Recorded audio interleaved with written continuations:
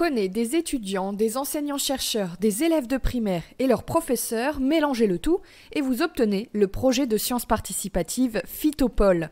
Tous ces acteurs sont réunis autour d'un seul objectif, travailler sur la réponse des plantes à la pollution, en particulier en milieu urbain.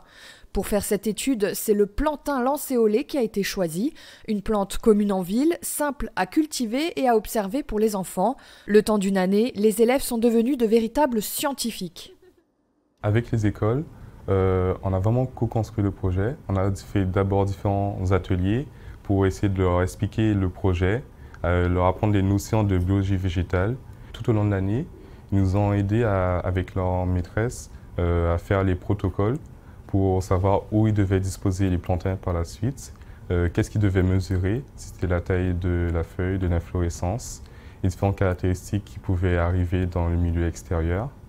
Et par la suite, c'était réalisation des posters et de nous donner en fait des échantillons pour qu'on puisse ensuite les analyser en laboratoire. Le but, c'était vraiment de transmettre, de donner aux enfants soit des graines, soit des plantes. Alors on a travaillé avec du plantain, que vous voyez ici, du plantain lancéolé, qui est une plante qui est très commune en ville.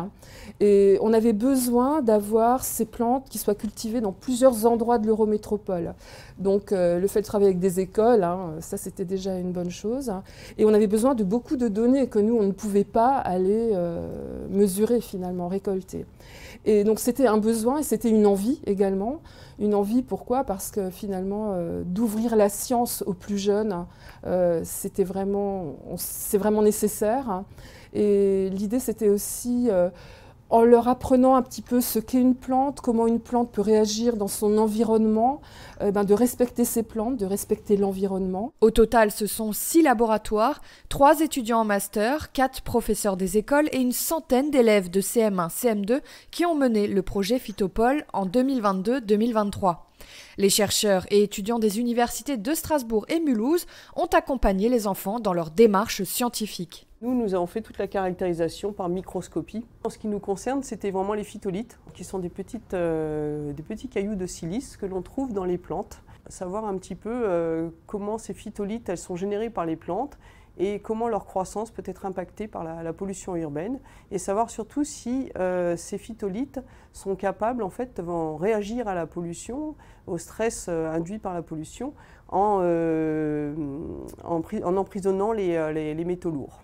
Notre enjeu, c'était vraiment, en prenant cette plante modèle, le plantain, de voir quels étaient les effets d'une pollution de l'environnement. Ça peut être par des métaux lourds, d'autres, mais nous on avait pris un petit peu comme, on avait fait un focus sur les métaux lourds, et de voir comment cette plante résiste. Est-ce qu'elle met en place des réactions de défense particulières, dont les phytolithes?